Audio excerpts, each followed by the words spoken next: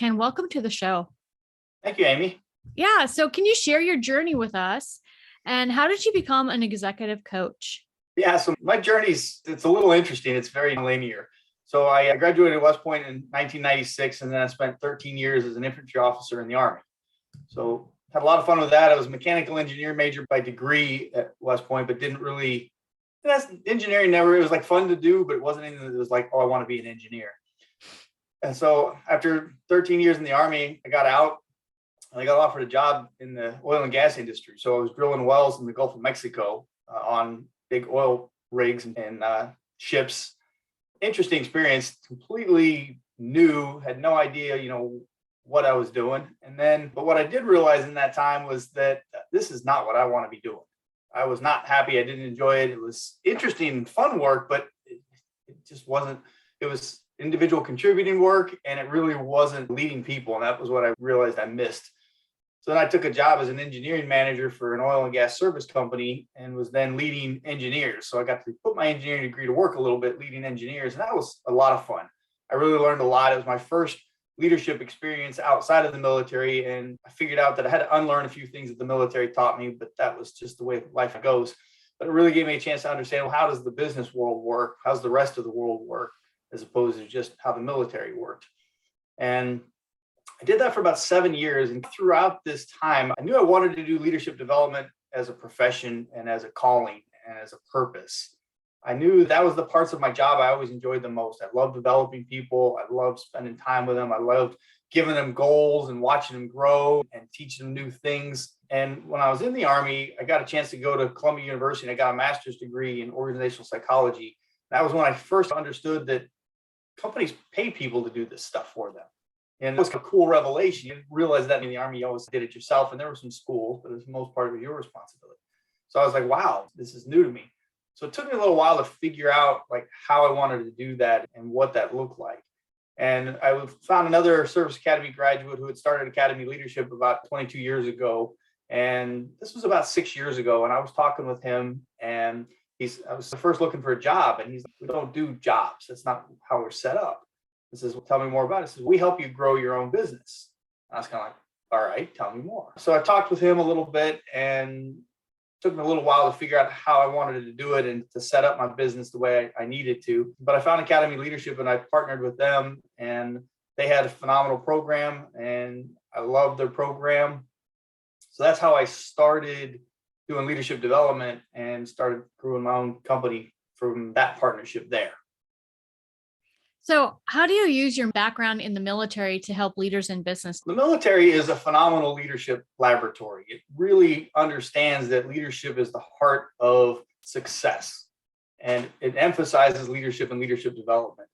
So a lot of people, they think military leadership, it's all just about command and control. It's all about giving orders. It's all about just making people do things. And in the heart of it, really, military leadership is about collaboration. It's about getting the best out of people. It's about understanding how people operate. And it just happens that it's done in extremely stressful environments. My two combat tours, I got to see it firsthand what leadership in combat looks like. And all of those things are absolutely applicable in the business world as well. Even that may not be the same level of stress, but there was some pretty stressful times in the oil field as well. But I think what it really taught you is it taught you perseverance. It taught me how to really understand people, how to get the best out of people, how to rally people behind a cause, and to understand just how powerful the human force is when it's aligned and when it works together. And I'll give you one example. So when I was a young lieutenant, this was back in the late 90s, I was deployed to Saudi Arabia, and then we went over to the small country of Bahrain off Saudi Arabia. And we were guarding this Patriot missile battery, but we had to set it up. There was nothing there. So we found just a bunch of supplies, lumber, sandbags, and then we went in less than 24 hours in this rock field and set up fencing, set up security, set up perimeters, built our own guard towers. And I had a team at this point in time, it's my platoon of 36 people, and we built this whole structure in less than 24 hours. Wow. And at the same time, still providing. So I think the military really taught me just how powerful a collection of human beings can be, and just how much you can get done together when you're focused when you're led well, when you have vision and you have some organization, then the human spirit is phenomenal. And the amount of things it can accomplish is absolutely incredible. It's amazing. So what's the difference between the philosophy of leadership and what it looks like in real life? So leadership, there's a lot of theories of leadership out there, and I like them. I learned a bunch of them. I think that they're interesting. The way I think of theories is theories are like a hanger. It gives you an ability to take something that's happened and explain it, or you put it on that little hanger and it helps understand it. But it's not very predictive, I found. And what I find is that all those theories are phenomenal, but what I really try to help people understand is if you don't understand how to do it on the ground with people, the theories don't mean anything. The theories may tell you what's supposed to happen, but if you can't figure out how to make it happen and how to really find the ways of changing those behaviors and living those behaviors with people, the theories don't do you any good. So what I really like to teach people, and I tell people, is it's all about behaviors. I believe that leadership is all about behaviors. It's about how you behave. It's about helping other people behave. And the fundamental tenet of human behavior is that people will do what they're rewarded for. And you as a leader then have to understand, well, what are the behaviors that I want repeated? You recognize and reward the behaviors that you want repeated, and you identify and correct the behaviors that you don't want. And that's how you build an organization. This mysterious thing we like to call culture is really not all that mysterious. It's just a simple collection of the behaviors that we as leaders tolerate and we as leaders allow. Those are the culture that an organization builds, and that a leader is completely responsible for that culture.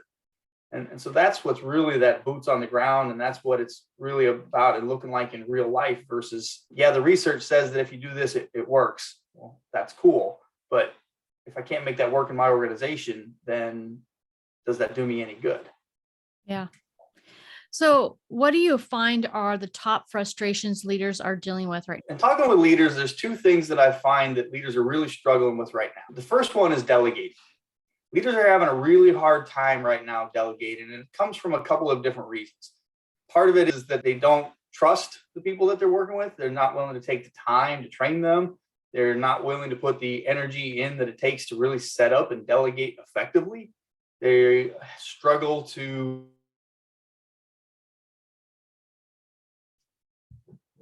really take the time to teach people what the expectations are. They struggle to set good guidelines for people, to provide them the resources necessary to succeed.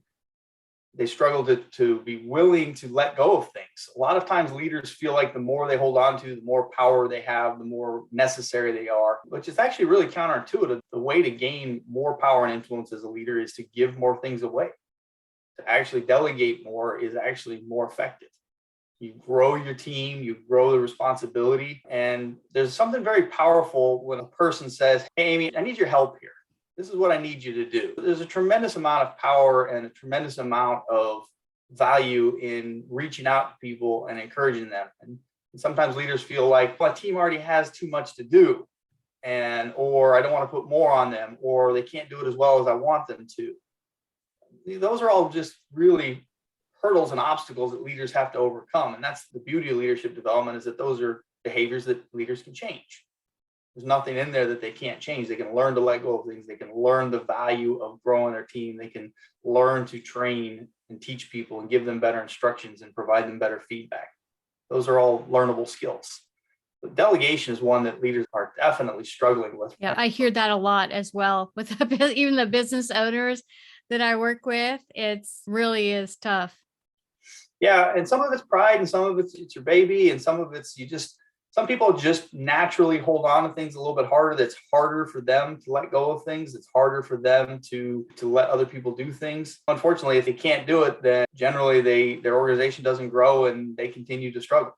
And yeah, definitely. Yeah. And I think my biggest struggle in that is I don't like to have to check everybody's work. So if I delegate, I expect that I don't have to see it again, and I'm not going to get a notification that something's wrong. And so I'm almost to the extreme. And so when someone's, can you check my work? I'm like, really? I have to check it? Are you sure that you did it right? Especially if I think it's something pretty simple. So I think Yeah. that's my biggest struggle is just finding somebody who's okay, it's mine and I'm taking it over and you never have to think about it again. Yeah. And I think that's a fallacy that a lot of leaders have, is that when you delegate something, it's gone forever and you just wipe it away. The reality is that as a leader, you have to go back and check. And the reason you have to go back and check is you have to provide that feedback. Was this Yeah. done correctly? Yes or no? Hey, let's do a quick little adjustment on here. And the other challenge that leaders have is that leaders often feel that inspecting is micromanaging. And you have to differentiate and separate those two because they're not the same. Leaders have an inherent responsibility to inspect what they've delegated. They have to inspect the things that other people are doing. That's part of their job. That's their role. Micromanaging, standing over their shoulder, telling them exactly how to do it, not giving them any autonomy to do things the way that they might want to. Vastly different things. And leaders oftentimes confuse the two.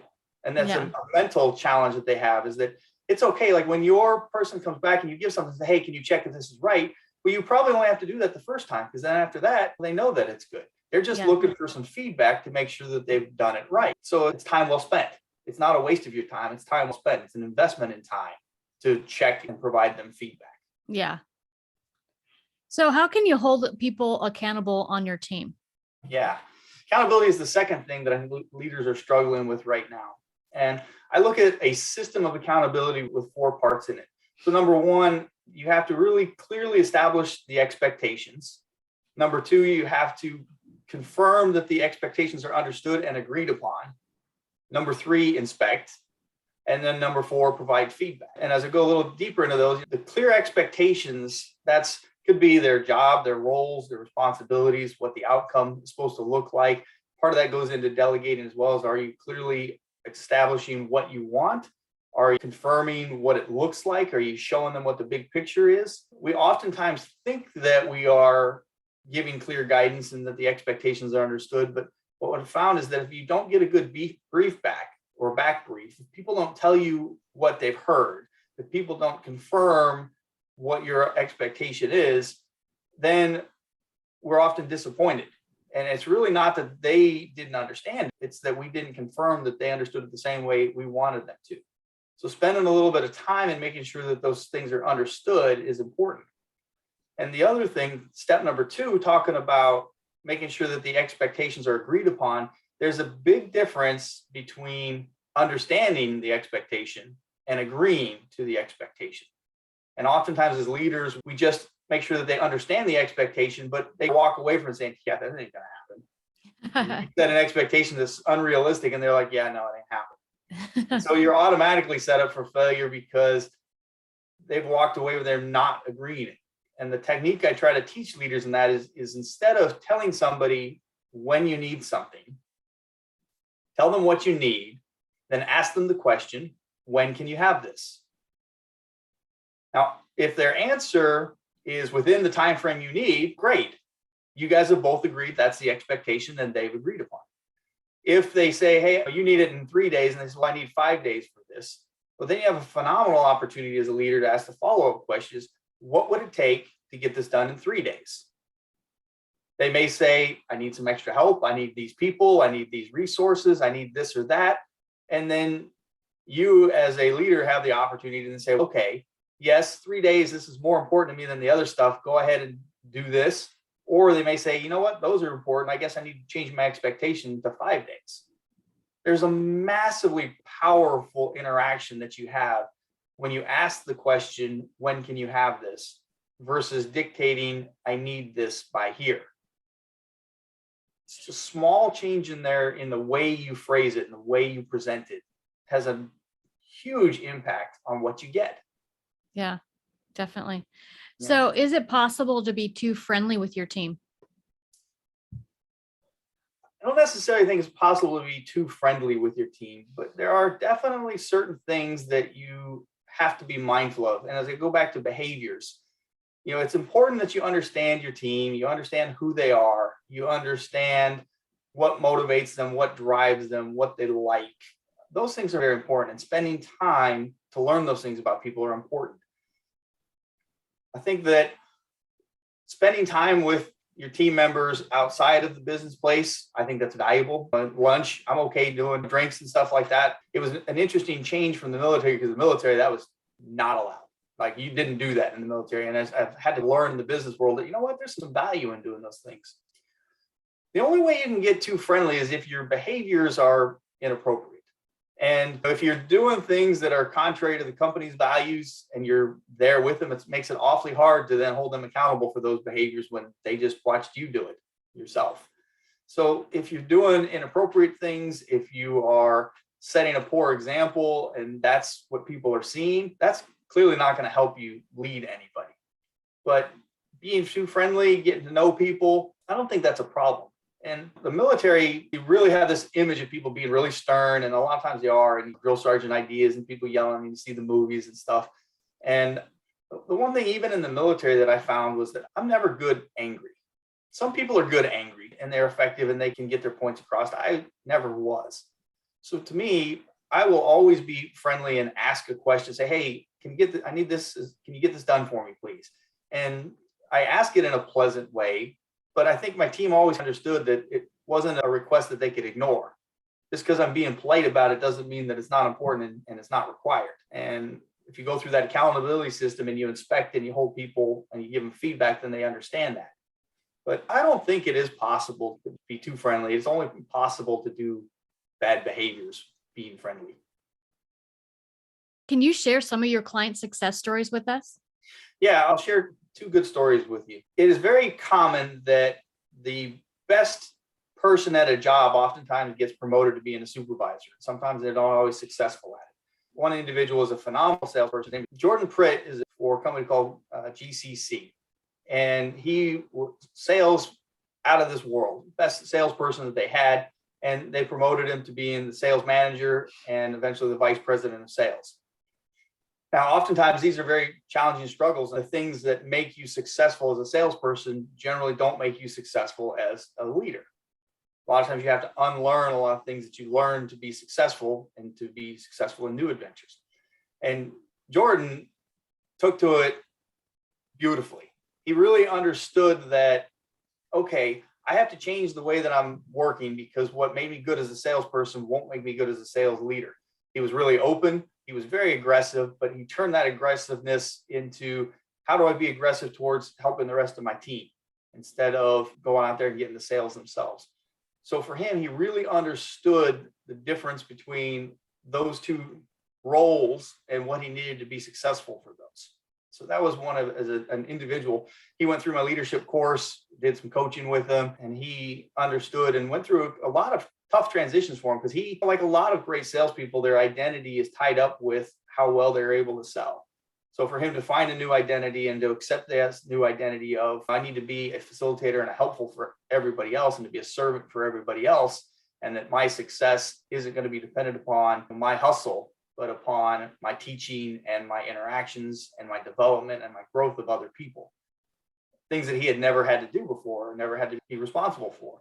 So once he understood those differences and took that same attitude that he had towards selling, towards developing other people, he became immensely successful as a leader. And it's still good to see him. And I saw him the other day, and he's doing well and continuing to lead successfully.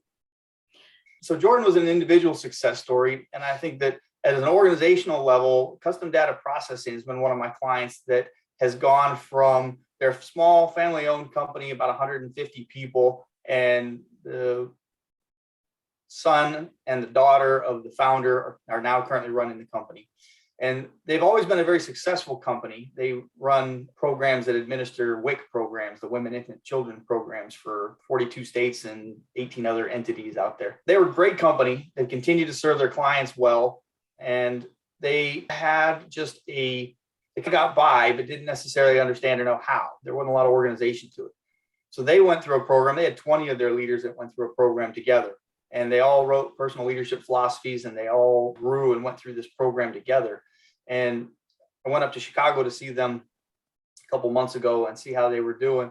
And the company financially is growing leaps and bounds. Their customer success rate has increased drastically. Their interactions with each other have improved. They've learned how to communicate with each other. They've gone from a system where They kind of get everybody was responsible for something. And my view is if everybody owns it, then nobody owns it.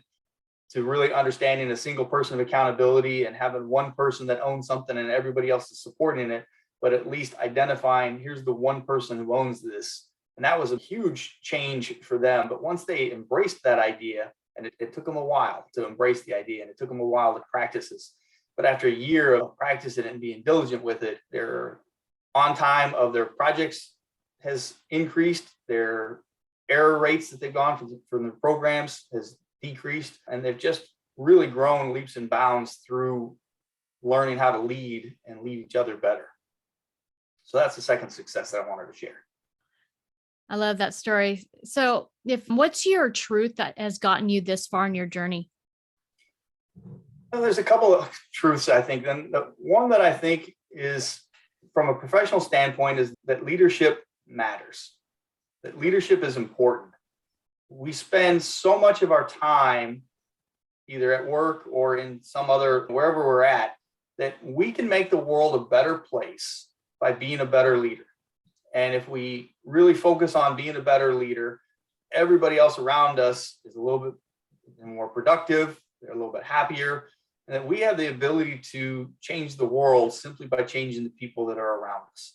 And I think that's an incredible responsibility that leaders have, and that they need to take that responsibility serious and understand that, yeah, we can always do better. We can do better for our team member. We can do better for our people. And that is a way of really making the world a better place. So if you were able to give yourself one piece of advice when you first started out in your journey, what would it be? So when I started out, I clearly didn't know what I didn't know. And my piece of advice would have been stay ignorant. Because if I'd known all the things I was getting myself into, I might have been too scared to do it. So in some ways, not knowing what I was getting into was to my benefit. And it's okay to go into things not knowing everything or not knowing what's going to happen. It's more important that you just go out there and do it and then just go and figure it out. Yeah. Because my success didn't come rapidly. I had to grind for a long time. And had I really understood everything I was getting into, it probably would have scared me into not doing it. So just having that courage to do it and being ignorant was actually to my benefit.